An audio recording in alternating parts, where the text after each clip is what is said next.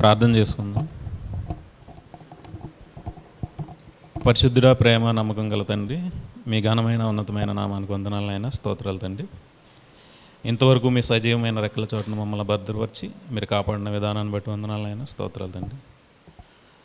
తండ్రి, మరో వారం ఇలాగ మేమందరం కూడుకుని మిమ్మల్ని ఆరాధించడానికి మీరు ఇచ్చిన అవకాశాన్ని బట్టి వందనాలైనా స్తోత్రాలు తండ్రి.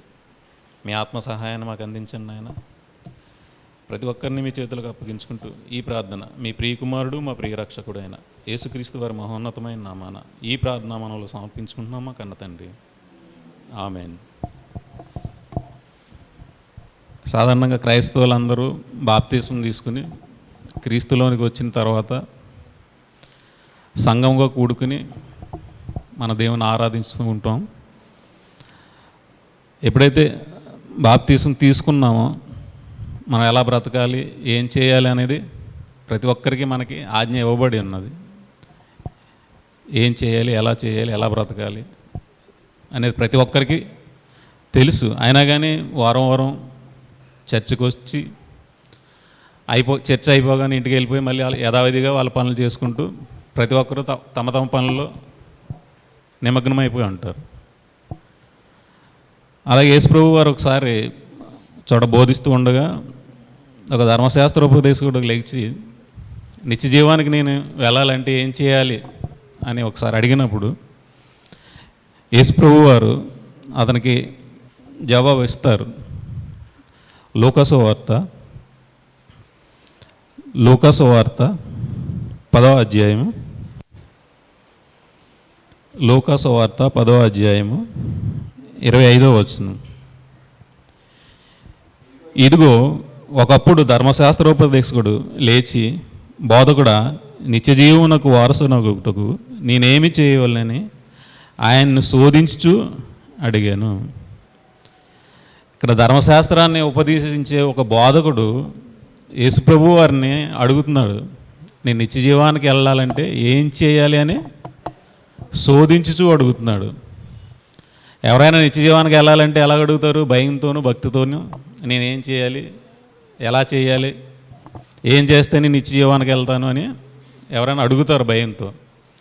ఇక్కడ ధర్మశాస్త్రాన్ని ఉపదేశించే అతను ఏం చేస్తున్నాడు? యేసుప్రభు వారిని శోధించు అడుగుతున్నాడు, నేను నిత్యజీవానికి వెళ్ళాలంటే ఏం చేయాలి. అక్కడ యేసుప్రభు ఏమంటున్నారు? అందుకు ఆయన, ధర్మశాస్త్రమందు ఏమి వ్రాయబడి ఉన్నది, నీవేమి చదువుచున్నావని అతన్ని అడుగగా. అందుకు యేసుప్రభు వారు ఏమంటున్నారు? ధర్మశాస్త్రం అందు ఏం రాయబడి ఉంది, నువ్వేం చదువుతున్నావు అని అతన్ని అడిగినప్పుడు అతడు, నీ దేవుడైన ప్రభువుని నీ పూర్ణ హృదయంతోనూ, నీ పూర్ణ మనసుతోనూ, నీ పూర్ణ శక్తితోనూ, నీ పూర్ణ వివేకంతోనూ ప్రేమింపవలననియు, నిన్ను వలె నీ పొరుగువాని ప్రేమింపవలననియు వ్రాయబడి ఉన్నదని చెప్పాను. ధర్మశాస్త్రంలో నీ పూర్ణ హృదయంతోనూ, నీ పూర్ణ మనసుతోనూ, నీ పూర్ణ శక్తితోనూ, నీ పూర్ణ వివేకంతోనూ ప్రేమించాలి, అలాగే నిన్ను వలె నీ పొరుగువాని ప్రేమించాలని రాయబడి ఉన్నదని ఆ ధర్మశాస్త్ర ఉపదేశకుడు ఆయనకి చెప్పారు. అప్పుడు యేసుప్రభు వారు, అందుకు ఆయన, నువ్వు సరిగా ఉత్తరం ఇచ్చితివి, అలాగూ చేయము, అప్పుడు జీవించదు అని అతనితో చెప్పాను. అప్పుడు యేసుప్రభు వారు అతనితో అన్నాడు, ఏదైతే నువ్వు చెప్పావో అలాగే చేయి, అప్పుడు నువ్వు జీవిస్తావు. నిత్యజీవానికి వెళ్ళాలంటే ఏం చేయాలి? పూర్ణ ఆత్మతో, పూర్ణ హృదయంతో, పూర్ణ మనసుతో, పూర్ణ వివేకంతో నువ్వు నీ దేవుడైన యెహోవాను ప్రేమించాలి, అలాగే నిన్ను వలె నీ పొరుగువాన్ని ప్రేమించాలి. అప్పుడేమంటున్నాడు అతను? అయితే తాను నీతిమంతుడైనట్టు కనబరచకొనగోరి, అంటే నేను నీతిమంతుడిని అని కనబరచకోరి, అంటే అతను వేషధారణతో ఏమంటున్నాడు? నేనే నీతిమంతుడిని అయినట్టు చెప్పుకుంటాకి దేవుడి ముందే, అక్కడ ఎవరో యేసుప్రభు వారు ఎవరో దేవుడి ముందే నీతిమంతుడిగా అది చూపించుకుంటున్నాడు. అక్కడ యేసుప్రభు వారు ఏమంటున్నారు? అక్కడ నువ్వు ఏదైతే ఆజ్ఞలు నేనైతే ఇచ్చానో దాని ప్రకారం బ్రతికితే నువ్వు బ్రతుకుతావని చెప్పినప్పుడు అతను తానే నీతిమంతుడైనట్టు యేసుప్రభు వారి ఎదుట నటిస్తున్నాడు. కొరింథీయులకు రాసిన మొదటి పత్రిక,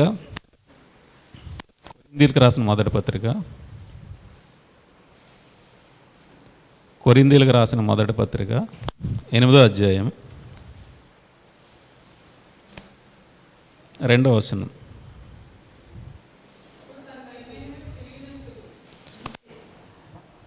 ఒకడు తనకేమైనను తెలియననుకుని ఉంటే తాను తెలుసుకొనవలసినట్లు ఇంకను ఏమీనూ తెలుసుకునివాడు కాదు. ఒకడేదైనా తనకేదైనా తెలుసు అని అనుకున్నాడు అంటే తనకి ఇంకా ఏమీ తెలియదు, ఇంకా నేర్చుకోవాల్సింది చాలా ఉంది. ఇక్కడ ధర్మశాస్త్రోపదేశుడు ఏమన్నాడు, నీతిమంతుడినైనట్టు చూపించుకుంటున్నాడు.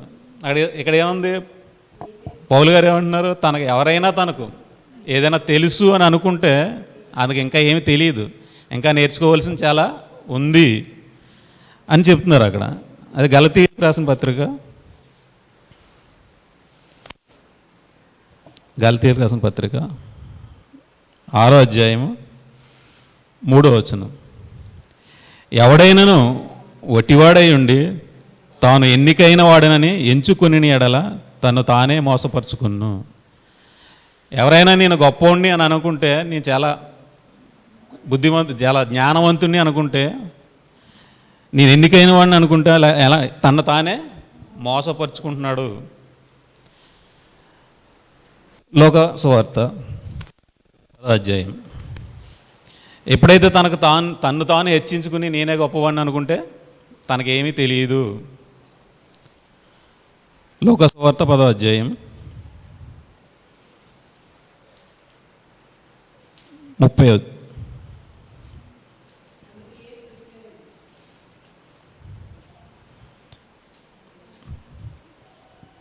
అందుకు యేసు ఇట్లనెను, ఒక మనుష్యుడు యెరూషలేము నుండి యెరికో పట్టణము దిగి వెళ్ళుచు దొంగల చేతిలో చిక్కెను. వారు అతన్ని బట్టలు దోచుకొని అతన్ని కొట్టి కొరప్రాణంతో విడిచిపోయారు. అప్పుడు ఒక యాజకుడు ఆ త్రోవను వెల్లుడి తటస్థించెను. అతన్ని చూచి పక్కగా పోయాను. అలాగనే లేవీయుడు ఒకడు ఆ చోటికి వచ్చి చూచి పక్కగా పోయాను. అయితే ఒక సమరయుడు ప్రయాణమైపోవచ్చు అతడు పడి ఉన్న చోటికి వచ్చి అతన్ని చూచి అతని మీద జాలిపడి దగ్గరకు పోయి నూనెయు ద్రాక్షరసమును పోసి అతనికి గాయములు కట్టి తన వాహనం మీద ఎక్కించి ఒక పూటకోళ్ళవాని ఇంటికి తీసుకుని పోయి అతన్ని పరామర్శించాను. మరునాడు అతను 2 దేనారములు తీసి ఆ పూటవాళ్ళకునికి ఇచ్చి, అతన్ని పరామర్శించుము, నీకు ఇంకేమైనా ఖర్చు చేసిన ఎడల నేను మరలా వచ్చినప్పుడు అది నీకు తీర్చేదనని అతనికి చెప్పిపోయాను. ఇక్కడ యేసుప్రభు వారు ఒక ఉపమానం చెప్తున్నారు. అక్కడ ధర్మశాస్త్ర ఉపదేశకుడు నీతిమంతుడిని అయినట్టు చెప్పుకుంటూ ఉన్నప్పుడు ఒక వ్యక్తి యెరూషలేము నుండి ఎక్కడికి వెళ్తున్నాడు, యెరికో పట్టణంకి వెళ్తున్నప్పుడు మార్గ మధ్యంలో దొంగలు అతన్ని పట్టుకుని కొట్టి బట్టలు తీసేసుకుని వదిలేసి వెళ్ళిపోయారు కొరప్రాణంతో ఉండగా. అప్పుడు ఆ మార్గ మధ్యంలో ఒక యాజకుడు వెళ్తూ ఉండి చూసి అతను పట్టించుకోకుండా వెళ్ళిపోయాడు. ఆ తర్వాత లేవీయుడు ఒకడు వచ్చి చూసి అతను పడి ఉండడం చూసి అతను కూడా వెళ్ళిపోయాడు. ఆ మార్గంలో సమరయుడు వెలుచు తనకేదో పని ఉండి వేరే వెళ్తున్నాడు. ఏదైతే పని మీద వెళ్తున్నాడో ఆ పనిని వదిలేసుకుని దేవుడు ఏదైతే మనకి చెప్పారో పూర్ణ హృదయంతో పూర్ణ ఆత్మతో దేవుని ప్రేమించాలి, నిన్ను వలె నీ పొరుగుని ప్రేమించాలని ఏదైతే ఆజ్ఞలు ఉన్నాయో మన ధర్మశాస్త్రం ప్రకారం అతని దగ్గరికి వెళ్ళి అతని గాయాలు కట్టి ఒక పూటకోళ్ళవాని ఇంటికి తీసుకెళ్ళి అతన్ని పరామర్శించి 2 రోజులు అతనితో ఉండి తన పని మానేసుకుని అతనికి ఇంకైనా డబ్బులైనా పడతాయేమో అని ఆ పూటకోళ్ళవానితో చెప్పి అతను వెళ్ళాడు. మామూలుగా ఎవరైనా అయితే ఏం చేస్తారు, చూసి చాలా వరకు చేతనైతే హాస్పిటల్లో జాయిన్ చేసి వెళ్ళిపోతారు, ఇంకా నా పని అయిపోయింది అని. ఇతను అలాగా తన పూర్ణ హృదయంతో పూర్ణ శక్తితోనూ పూర్ణ ఆత్మతోటు పూర్ణ వివేకంతో అక్కడ పనిచేశాడు. తన పూర్ణ హృదయంతో అతను ప్రేమించాడు, తన శక్తి కొలిది అతన్నే పరామర్శించాడు, తన దగ్గర ఉన్న డబ్బుని అతను ఖర్చు చేసి ఇంకా ఏమైనా అవసరం అయితే మళ్ళీ వచ్చినప్పుడు ఇస్తానని చెప్పి వెళ్ళాడు. ఇక్కడ యేసుప్రభు వారు ఏమన్నది ఆ కింద,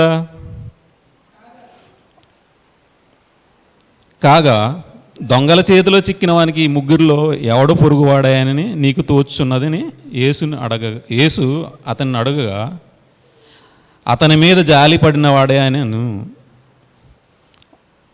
ఇక్కడ యేసు ప్రభు ఆ ధర్మశాస్త్రోపదేశకుని ఏమంటున్నారు, ఇక్కడ దొంగల చేత చిక్కిన అతను ఎవరైతే ఇప్పుడు ముగ్గురు వెళ్ళారు కదా, అందరిలో ఎవరు అతనికి పొరుగువాడు అని అడిగినప్పుడు అతను ఏమంటున్నారు, అతని మీద జాలి పడినవాడు.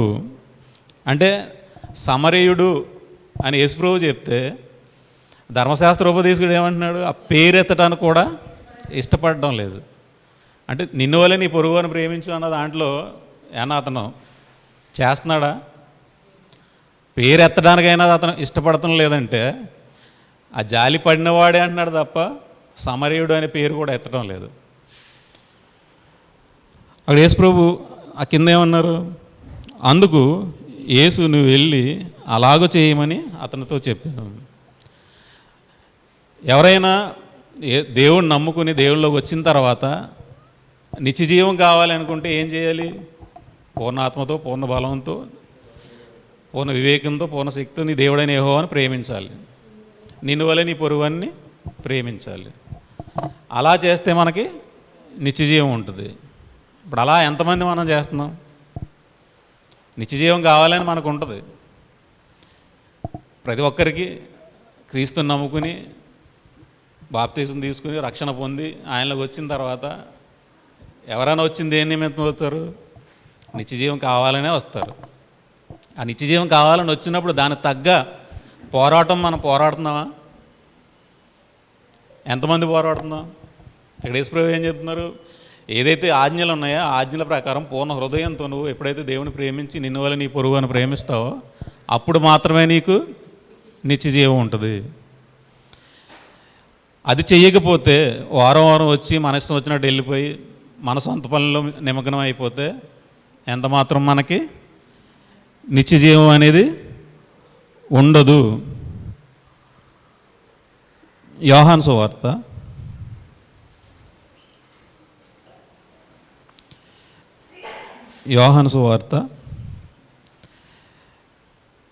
21వ అధ్యాయం. యోహాను సువార్త 21వ అధ్యాయం. ఇక్కడ దేవుని నమ్ముకున్నవారు దేవుడు చెప్పినట్టు చేస్తే నిత్యజీవానికి వారసులు అవుతారు. నిత్యజీవానికి వారసులు అయిన తర్వాత ఇంకా మనకి పని అనేది ఉంది. అంతటితో పని మనకి ముగిసిపోలేదు. తర్వాత 21వ అధ్యాయము 6వ వచనం.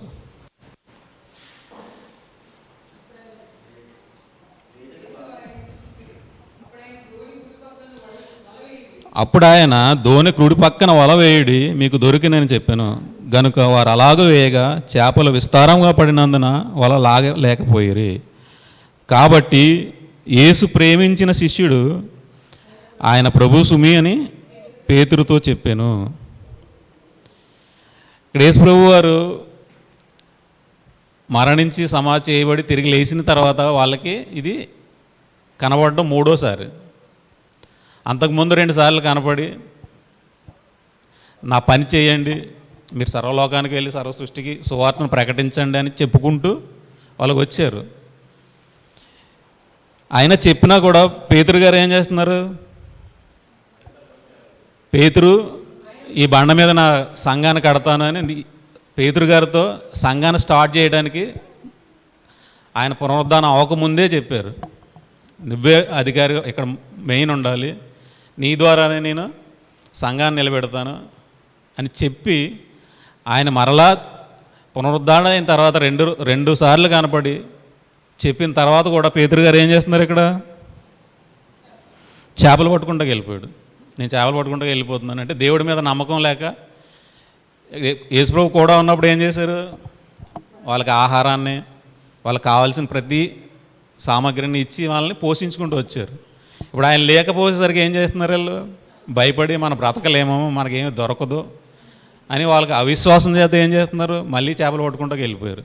ఎవరైతే నిలబడాలో, ఎవరి ద్వారా అయితే సంఘాన్ని నిలబెట్టాలో అతనే వెళ్ళిపోతే కూడా ఉన్న వాళ్ళు ఏమైపోతారు? అతను ఆ వాళ్ళు కూడా, మిగతా వాళ్ళు కూడా అతను కూడా వెళ్ళిపోయారు. 7వ వచనం. కాబట్టి యేసు ప్రేమించిన శిష్యుడు ఆయన ప్రభు సుమి అని పేతురుతో చెప్పాను. ఆయన ప్రభువు అని సీమోను పేతురు విని వస్త్రహీనుడై ఉన్నందున పైబట్ట వేసుకుని సముద్రంలో దుమికాను. ఏం చేశారు పేతురు గారు? అక్కడ బట్టలు కూడా లేనంత బిజీగా, అసలు ఎవరైనా చూస్తున్నారో లేదో, నాకు బట్టలు ఉన్నాయో లేదో అన్నంత బిజీ అయిపోయారు పేతురు గారు. ఈరోజు కూడా మనం అంత బిజీ అయిపోయామో, ఎలా ఉన్నామో మనల్ని మనం పరీక్షించుకోవాలి. దేవుడు మనకు ఆజ్ఞ ఇచ్చినప్పుడు నా పని చెయ్యి అని, అక్కడ పేతురు గారు వస్త్రహీనుడై ఉన్నాడు. అంటే కనీసం బట్టలు కూడా లేనంత స్థితిలో అంత కష్టపడిపోతున్నాడు. రాత్రి పగళ్ళు కష్టపడిపోయి ఏదో చేద్దామని. అప్పుడు యేసుప్రభు ఏమంటున్నారు?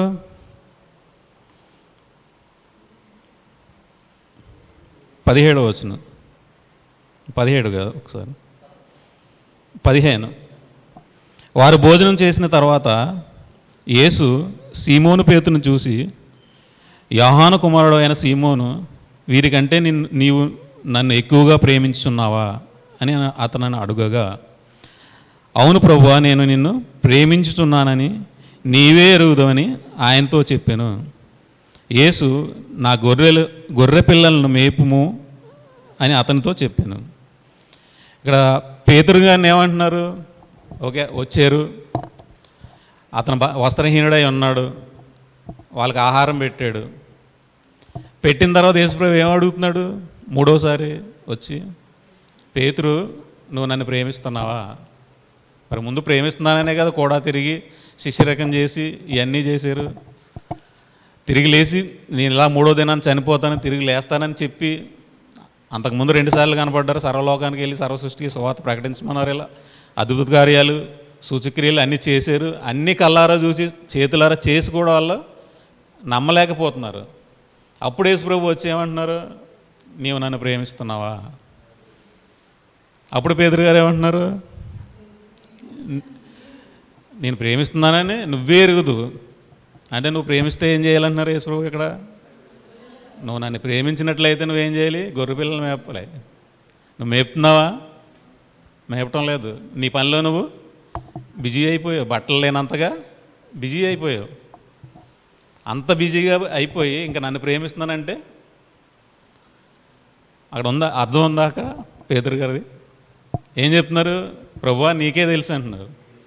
యేసు ప్రభు గారు ఏమంటున్నారు? నువ్వు నన్ను ప్రేమిస్తే నువ్వేం చేస్తావు? గొర్రెలు మేపుతావు. మళ్ళీ రెండోసారి ఏమంటున్నారు? మరలా ఆయన, యోహాను కుమారుడు అయిన సీమోను, నన్ను ప్రేమించున్నావా అని రెండోసారి అతను అడగగా, అతడు అవును ప్రభువా, నేను నిన్ను ప్రేమించుతున్నానని నీవే ఎరుగుదు అని ఆయనతో చెప్పాను. ఆయన నా గొర్రెలను కాయమని చెప్పాను. రెండోసారి అడిగినప్పుడు మళ్ళీ ఏమంటున్నారు? నీకే తెలుసు ప్రభువా అన్నప్పుడు మళ్ళీ ముందు గొర్రెలను కాయమన్నారు, ముందు గొర్రెలు మేపమన్నాడు, తర్వాత గొర్రెలను కాయమంటున్నాడు. గొర్రెలకి ఏదైతే ఆహారం కావాలో ఆ ఆహారాన్ని ఫస్ట్ ఇమ్మంటున్నాడు వాళ్ళు తినటానికి, తర్వాత కాయమంటున్నాడు తప్పుపోకుండా. మూడోసారి ఆయన, యోహాను కుమారుడు అయిన సీమోను, నన్ను ప్రేమించున్నావని అతన్ని అడిగాను. నన్ను ప్రేమించుచున్నావా అని మూడోసారి తను అడిగినందున పేతురు వ్యసనపడి, ప్రభువా, నీవు సమస్తమును ఎరిగినవాడు, నిన్ను ప్రేమించుచున్నానని నీవే ఎరుగుదు అని ఆయనతో చెప్పాను. యేసుప్రభు గారు 3 సార్లు అడిగేటప్పటికి పేతురు గారికి వ్యసనం వచ్చేసింది, ఇబ్బంది వచ్చేసింది. ప్రభువా, నీకే తెలుసు నేనేం చేస్తున్నానో, ప్రేమిస్తున్నానో లేదో అని. మూడోసారి కూడా ఏమన్నారు? నీవు సమస్తమును ఎరిగినవాడు, నేను ప్రేమించున్నా నీవే అని ఎరుగుదు అని ఆయనతో చెప్పాను. యేసు, నా గొర్రెలను మేపుము, నా గొర్రెల మేపు, నా గొర్రెలను కాయి అంటున్నాడు. గొర్రెలు ఎక్కడ అటు ఇటు వెళ్ళిపోకుండా, అవి తప్పుపోకుండా, వాటి ఏదైనా ఇబ్బందులు వచ్చినా, ఏదైనా ఇరకాటాలు వచ్చినా వాటిని కూడా ఉండి నువ్వే మేపాలి. ఒక కాపరిగా నువ్వేం చేయాలంటే వాటిని మేపాలి, కాయాలి అని పేతురు గారితో చెప్తున్నారు. ఈ కాసేటప్పుడు, దేవుని గురించి బ్రతికేటప్పుడు బయట మనకు ఎన్నో ఇబ్బందులు వస్తాయి, ఇరకాటాలు వస్తాయి, ఎదుటి వాళ్ళు ద్వేషిస్తారు, తప్పుపడతారు. దాని గురించి వారు ఏమంటున్నారు? యోహాను సువార్త యోహాను సువార్త 15వ అధ్యాయం. యోహాను సువార్త 15వ అధ్యాయము 18వ వచనం. లోకం మిమ్మల్ని ద్వేషించిన ఎడల మీకంటే ముందుగా నన్ను ద్వేషించినని మీరెరుగుదురు. ఇప్పుడు మన వాక్యం ప్రకటించేటప్పుడు కానీ, వాక్యాన్ని చెప్పేటప్పుడు, మన ప్రజల్లోకి వెళ్ళేటప్పుడు కానీ, మనం ఎక్కడైనా సభలు కానీ ఏదైనా చేసేటప్పుడు ప్రజలు ముందుగా ఎవరిని ద్వేషిస్తారు? మనల్ని ద్వేషించరు, యేసుక్రీస్తుని ద్వేషిస్తారు. ఎవరైనా ద్వేషించారంటే మనం ఏమనుకోవాలి? మనల్ని ద్వేషించినట్టు కాదు, ఫస్ట్ ముందు దేవుడిని ద్వేషించిన తర్వాత మనల్ని ద్వేషిస్తారు. మనం ఏమనుకుంటాం? ముందే మనల్ని ద్వేషించేస్తున్నారని మనం బాధపడిపోయి ఇబ్బంది పడిపోతాం, ముందే భయపడిపోతాం. మీరు లోక సంబంధులైన ఎడల లోకము తన వారిని స్నేహించును, అయితే మీరు లోక సంబంధులు కారు, నేను మిమ్మల్ని ఈ లోకము నుండి ఏర్పరచుకుంటుని, అందుచేతనే ఈ లోకం మిమ్మల్ని ద్వేషించుతున్నది. ఈ లోకం నుండి మిమ్మల్ని వేరు చేశాను కాబట్టి ఈ లోకం మిమ్మల్ని ద్వేషిస్తుంది. అదే మీరు లోక సంబంధులైతే ఈ లోకం ఏం చేస్తుంది? మిమ్మల్ని ప్రేమిస్తుంది. ఎవరు ఏమనకూడదు, నన్ను ఏమన్నా అంటే ఇబ్బంది అయిపోతుంది నాకు కానీ ముందే మన కొంతమంది ఏం చేస్తారు? వాళ్ళతో స్నేహంగా ఉండడానికి ఇష్టపడతారు. వాళ్ళ తరపు నుంచి మనకి ఏ ఇబ్బంది రాకూడదు, వాళ్ళు ఎవరు మనల్ని తిట్టకూడదు, వాళ్ళు ఎవరు మనల్ని కొట్టకూడదు అనే ఆలోచనతో మనం ఏం చేస్తాం? ముందే వాళ్ళతో కలిసి ఉంటాం, వేరవ్వం. ఇక్కడ ఏం చెప్తున్నారు యేసుప్రభు వారు? ఎవరైనా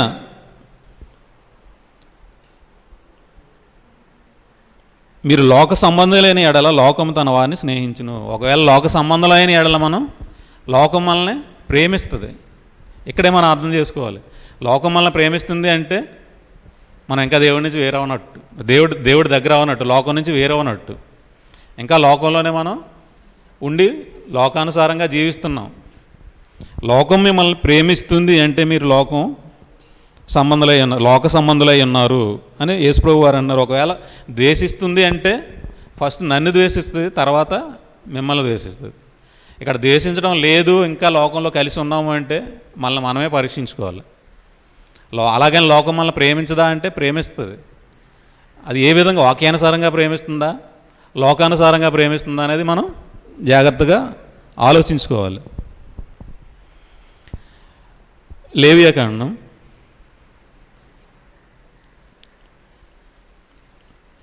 'లేవియాకాండం' మన వాక్యాన్ని ప్రకటించుకుంటూ వాక్య ప్రకారం మనం జీవించుకుంటూ వెళ్తున్నప్పుడు ఎన్నో ఇబ్బందులు ఎదురవుతాయి, ఎన్నో ఆటంకాలు ఎదురవుతాయి. ఇలా ఎదురవుతాయి అని మనల్ని ఈ లోకంలో ఏదో ఇబ్బందులు ఎదురవుతాయని చూసుకుంటూ మనం లోకంలో ఉన్న ఏదైనా సమస్యలు ఉన్నాయంటే వాటిని ఎదిరించకుండా మన ఇష్టానుసారంగా మనం వెళ్ళిపోతున్నాం. అంటే ప్రతి సమస్యని మనకు అవసరం లేదని వెళ్ళిపోతుంటే దేవుడు ఏం చెప్తున్నారు? లేవియాకాండం 19వ అధ్యాయం 17వ వచనం.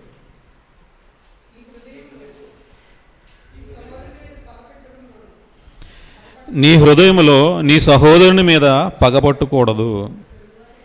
నీ హృదయంలో ఎవరి మీద నువ్వు పగబెట్టుకోకూడదు. ఎవరైనా సరే హృదయంలో ఎవరి మీద మనకి పగ ఉండకూడదు. నీ పొరుగువాని పాపం నీ మీదికి రాకుండానట్లు నువ్వు తప్పక వాడిని గద్దింపవలెను. ఒకవేళ నీ పొరుగువారు ఎవరైనా మనం చూస్తుండగా ఎవరైనా తప్పు చేస్తున్నా, ఏదైనా పాపం పని చేస్తున్నా మనం వెళ్ళి ఏం చేయాలి? వాళ్ళని గద్దించాలి. నాకెందుకు వచ్చిన గొడవలే, నేను నా పని నేను చూసుకుంటాను, చేసేది వాళ్ళ తప్పు కాబట్టి నాకు సంబంధం ఏంటని మన ఇంట్లోకి వెళ్ళిపోతే ఏమవుతున్నాడు? ఇక్కడ ఆ పాపం మన మీదకి వస్తుంది. తప్పు చేసేది వాళ్ళైనా గద్దించకపోతే ఎవరి మీద వస్తుంది? పాపం మన మీదకి వస్తుంది. వాళ్ళు తప్పు చేశారు కాబట్టి వాళ్ళ పాపాన్ని వాళ్ళు పోతారు, నాకు సంబంధం ఏమని మన ఇంట్లోకి వెళ్ళిపోకూడదు అంటున్నారు దేవుడు. ఎవరైనా తప్పు చేసేటప్పుడు నువ్వు తప్పక గద్దించాలి. ఒకవేళ గద్దించకపోతే ఆ పాపం మన మీదకి వస్తుంది అని దేవుడు చెప్తున్నాడు. కాబట్టి మనం మన ఎదుర ఏ జరిగినా, తప్పు జరిగినా మన ఎదురోళ్ళని గద్దించగలిగే ఆ మనసు మనకు ఉండాలి. ఆ గద్దించే మనసు మనకు లేనప్పుడు దేవుడు ఏమంటున్నాడు? పాపం మన మీదకి వచ్చేస్తుంది. కాబట్టి మీ మీదకి వస్తుంది. ఏదైనా పాపం ఉందంటే మీరు చూచి ఇది తప్పు అని చెప్పకపోతే పాపం మీ మీదకి వస్తుందని దేవుడు మనకి సెలవిస్తున్నారు. గలతీ పత్రిక. అదే విషయాన్ని పౌలు గారు కూడా గలతీ పత్రికలో చెప్తున్నారు. గలతీ పత్రిక 6వ అధ్యాయం 1వ వచనం. సహోదరులారా, ఒకడు ఏ తప్పిదములోనైనను చిక్కుకొని ఎడల ఆత్మ సంబంధులైన మీలో ప్రతివాడును తానును శోధింపబడునేమో అని తన విషయమై చూచుకొనుచు సాత్వికమైన మనసుతో వాటి వాడిని మంచి దారికి తీసుకురావాలను. ఎవరైనా ఒక తప్పులో పడిపోయినప్పుడు ఆత్మ సంబంధులైన మనం ఫస్ట్ ఏం చేయాలి? ప్రతివాడు తను పరీక్షించుకోవాలి. ఫస్ట్ నాలో ఏదైనా తప్పు ఉందేమో. ఇప్పుడు ఏదైనా తప్పు ఉందని మన ఎదురోళ్ళకి చెప్పినప్పుడు ఏమంటారు? నువ్వు కూడా ఆ తప్పు చేయలేదా, నువ్వు అలాంటోడు కావా అని ముందు మనల్ని ఎవరంటారు? ఆ తప్పు చేసినోడే మనల్ని ఎదిరించి అడుగుతాడు, నువ్వు అలాంటోడు కాదా, నువ్వు నాకు చెప్పొచ్చావు అంటారు. అందుకనే దేవుడు ఏమంటున్నాడు? ముందు నాతో సమాధానపడు. ఫస్ట్ దేవునితో సమాధాన పడితే మనం అక్కడ వెళ్ళి చెప్పగలం. ఎవడైనను ఒక ఏ తప్పిదములైనా చిక్కుని ఎడల ఆత్మ సంబంధులైన మీలో ప్రతివాడు తాను శోధింపబడ్డదునేమో అని తన విషయమే చూసుకొనుచు, ముందు మనల్ని మనం చూసుకుంటూ మనం సరిదిద్దుకుని, ఎవడైనా తప్పులో పడిపోతే వాడిని సాత్వికమైన మనసుతో అంటున్నారు. వారి మీద ఏదో గద్దింపుతో కాదు, సాత్వికముగా. కొంతమంది ఏమంటే అలా చేయకూడదు అంటారు. దేవుడు అలా చెప్పడం లేదు, సాత్వికంగా చెప్పు అంటున్నారు, ప్రేమతో చెప్పు, అటివాడిని మంచి దారికి తీసుకురా అని మనకి దేవుడు సెలవిస్తున్నారు. ఇప్పుడు ఇలాంటప్పుడు ఈ తప్పులు చేసినప్పుడు, మనం గద్దించినప్పుడు, వాక్య ప్రకారం బ్రతికినప్పుడు మనకి ఏమైనా ఇబ్బందులు వస్తే, ఆర్థిక సమస్యలు వస్తాయని మనం ఎక్కువగా చాలామంది భయపడతారు. ఆ భయపడినప్పుడు దేవుడు ఏమంటున్నారు? మత్తయి సువార్త 6వ అధ్యాయము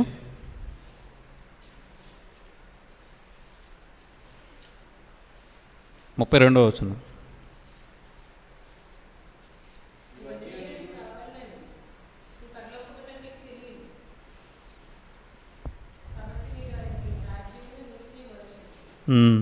ఇవన్నీ మీకు కావాలని ఎవరికి తెలుసు? పరలోకపు తండ్రి తెలుసు. కాబట్టి మీరేం చేయాలి? మొదట ఆయన రాజ్యమును నీతిని వెతకాలి. మొదట వెతకాలి. ఫస్ట్ మనం ఏం చేయాలి? సువార్త ప్రకటించడానికి వెళ్ళినప్పుడైనా, దేవుని గురించి బ్రతకడానికైనా మనకు వచ్చేది ఫస్ట్ ఆర్థికంగా వచ్చే ఇబ్బందులు, సమస్యలు ఏమైనా మనకు చుట్టుముట్టుతాయి. అందుకు యేసుప్రభువు ఏమంటున్నారు? ఫస్ట్ మీరు వెళ్ళి నా నీతిని రాజ్యాన్ని వెతకండి. మనుషులు ఏమంటారు?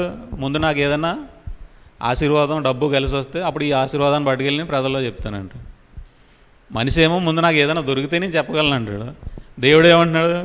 ముందు నువ్వు రాజ్యాన్ని వెతుకు, అప్పుడు తర్వాత అన్నీ మీకు వస్తాయని. కాబట్టి మనిషి ఏమనుకుంటాడు? తన భద్రతను కాపాడుకోవాలనుకుంటాడు. దేవుడు ఏమంటాడు? ముందు నా రాజ్యాన్ని వెతుకు, ఆ తర్వాత నీకు అన్నీ ఆటోమేటిక్గా వస్తాయి. గలతీ పత్రిక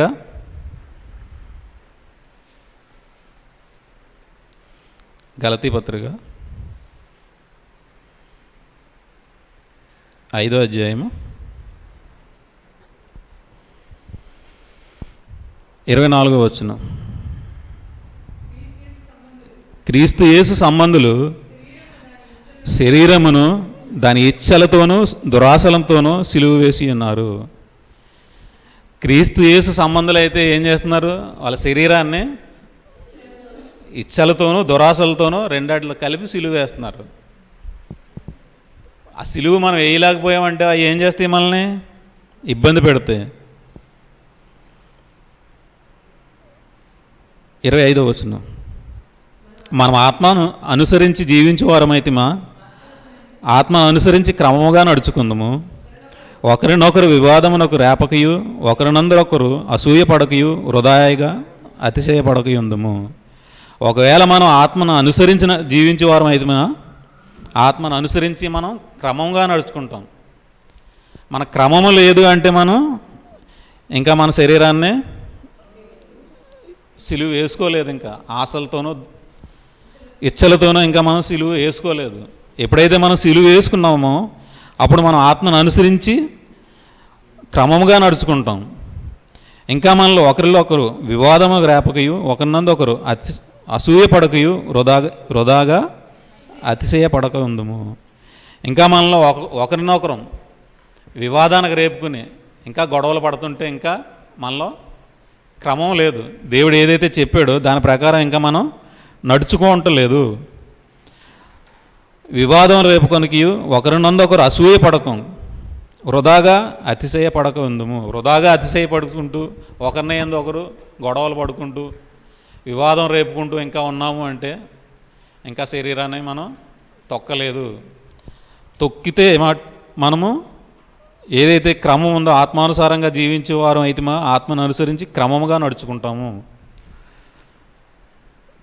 తిమోతి గారు రాసిన మొదటి పత్రిక 4వ అధ్యాయం 12వ వచనం. నీ యవ్వనమును బట్టి ఎవడునూ నిన్ను తృణీకరింపము కానీ మాటలోను ప్రవర్తనలోను ప్రేమలోను విశ్వాసములోను పవిత్రతలోను విశ్వాసులకు మాదిరిగా ఉండము. ఇప్పుడు ఇవన్నీ వదిలేసి మనం ఎప్పుడైతే దేవుళ్ళలోకి వచ్చామో అప్పుడు మనం ఎలా ఉండాలి? ఎవరూ మనం తృణీకరించకుండా ఫస్ట్ మాటలో జాగ్రత్తగా ఉండాలి, ప్రవర్తనలో జాగ్రత్తగా ఉండాలి, ప్రేమ కలిగి ఉండాలి, విశ్వాసం కలిగి ఉండాలి, పవిత్రతతో ఉండాలి. ఇవన్నీ కలిగి మనం విశ్వాసులకు మాదిరిగా ఉండాలి. ఎవరైతే విశ్వాసులు ఉన్నారో వాళ్ళకి మాదిరిగా మనం ఉండాలి. ఇవన్నీ కలిగి ఉంటే మనం విశ్వాసులకు మాదిరిగా ఉంటాం, ఎవరికైనా చెప్పే స్థితిలో ఉంటాం. ఏవి లేనప్పుడు మనం చెప్పగలిగే స్థితిలో ఉండం. దేవుడు ఏదైతే కోరుకుంటున్నాడో దాన్ని చేయలేం. నేను వచ్చే వరకు చదువుట యందును హెచ్చరించడం యందును బోధించడం యందును జాగ్రత్తగా ఉండుము. మనం ఏం చేయాలి? అన్నీ కావాలంటే ఫస్ట్ చదవాలి, హెచ్చరించాలి, బోధించాలి. అన్నిటినీ జాగ్రత్తగా చూసుకుని మనం వీటిని చదువుకోవాలి. చదువుకుని మనం గ్రహించాలి. గ్రహించి ఎదుటి వాళ్ళు ఏదైనా తప్పు చేస్తున్నప్పుడు మనం హెచ్చరించాలి, హెచ్చరిస్తూ బోధించాలి. దానియేలు గ్రంథం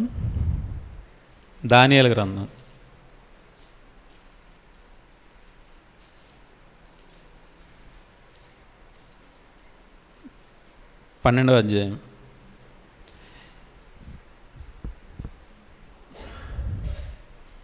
3వ వచనం. బుద్ధిమంతులైతే ఆకాశ మండలంలోని జ్యోతులను పోలిన వారే ప్రకాశించెదరు. ఒకవేళ బుద్ధిమంతులైతే మనం ఎలా ఉంటాం? ఆకాశ మండలంలోని జ్యోతుల వలె మనం ఉంటాం. ఈ లోకంలో మనం నడిచేటప్పుడు, ఈ లోకంలో ఉన్నప్పుడు మనం ఎలా ఉంటాం? జ్యోతుల వలె ప్రకాశిస్తాం. నీతి మార్గమును అనుసరించి నడుచుకున్నట్లు ఎవరు అనేకులను త్రిప్పుదురో వారు నక్షత్రముల వలె నిరంతరము ప్రకాశించెదరు. నీతి మార్గం అనుసరించి నడుచుకున్నట్లు మీరు అనేకుల్ని ఎవరైతే దేవుని వైపు తిప్పుతారో వాళ్ళు ఎలా ఉంటారు? నక్షత్రముల వలె నిరంతరము ప్రకాశించెదరు. దేవుడు ఏదైతే వాక్యం మనకు సెలవిచ్చాడో, ఎవరైతే ఎలా బ్రతకమన్నారో, బ్రతకాలంటే దేవుని ప్రేమించాలి. వాక్యం బోధించాలి అంటే దేవుని ప్రేమించాలి. ఏదైనా దేవుని ప్రేమించి మనం ఎలా అయితే దేవునిలోకి వచ్చామో ఆ విధంగా మనం అనేకులను తిప్పడానికి మనం ప్రయత్నం చేయాలి. తెలిసినట్టు మనం ఉంచుకుని మన ఇంట్లో ఉండడం మనకి తప్పు. తెలిసింది కదా, నేను ఎలాగో రక్షింపబడిపోయాను, నాకు ఇంకెలాగా ఎటువంటి డోకా లేదు, నేనైతే పరలోకం వెళ్ళిపోతానని నువ్వు ఇంట్లో ఉండొద్దు. నువ్వు ఏదైతే నేర్చుకున్నావో దాన్ని అలా ఏం చేయమంటున్నాడు? అనేకులను త్రిప్పాలి. ఆ త్రిప్పినప్పుడు మనం ఎలా ఉంటాం? నక్షత్రం వలె నిరంతరము ప్రకాశిస్తాం. 2వ వచనం. మరియు సమాధుల్లో నిద్రించు అనేకులు మేలుకొనెదరు, కొందరు నిత్య జీవమునకు అనుభవించుటకును, కొందరు నిందపాలగుటకు నిత్యముగా హేయులగుటకును మేలుకొందరు. ఏదైతే దేవుడు వాక్యాన్ని మనం ప్రకటించుకుంటూ వెళ్తున్నామో మనం నక్షత్రంలో వాళ్ళే ప్రకాశించుకుంటూ విన్నవారు ఏమవుతున్నారు? దేవుని వైపు తిరిగి నిత్యజీవం అనుభవించుటకు కొంతమంది లేస్తున్నారు. వినకపోతే ఏమవుతున్నారు? నిందపాలుటకు హేయులగుటకు మేలుకుంటున్నారు. కాబట్టి మన ప్రతి ఒక్కరిని ప్రేమించి ప్రతి ఒక్కరికి మన సువార్త ఏదైతే దేవుడు మన మీద భారం ఉంచాడో ఆ భారాన్ని మనం ప్రతి ఒక్కరికి తెలియజేయాలి. దేవుడిని ఫస్ట్ మనం దేవుణ్ణి ప్రేమించాలి. దేవుని ప్రేమించకపోతే మనకి నిత్యజీవం అనేది ఉండదు.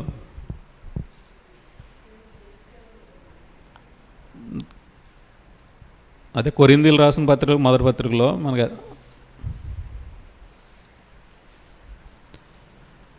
8వ అధ్యాయము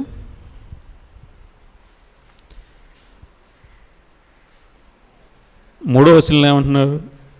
ఒకడు దేవుని ప్రేమించిన ఎడల అతడు దేవునికి ఎరుకైన వాడు.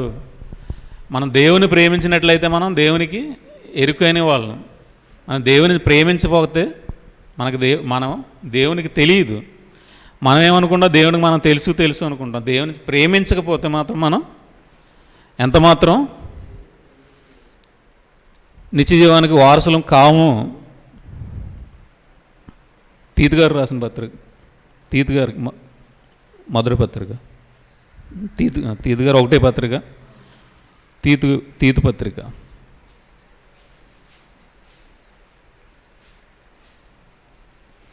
1వ అధ్యాయం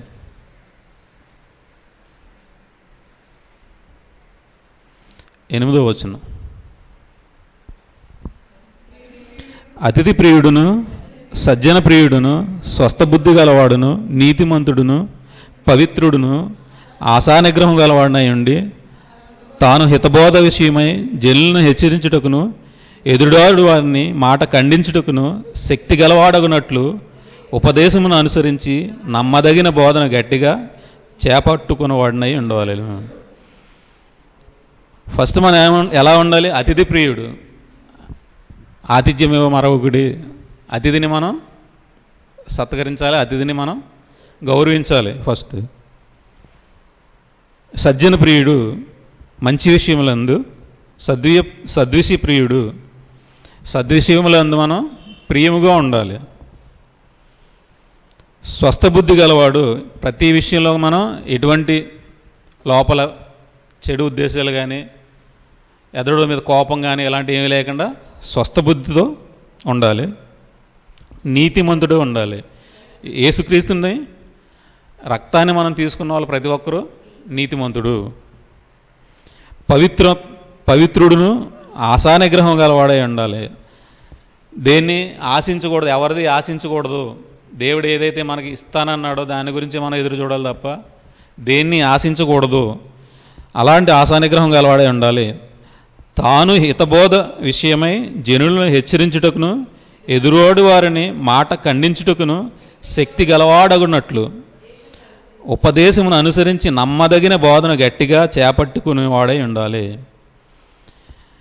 ఈ నమ్మదగిన బోధనకు మనం గట్టిగా చేపట్టి ఉంటే మనం ఏమవుతున్నాం? ఇక్కడ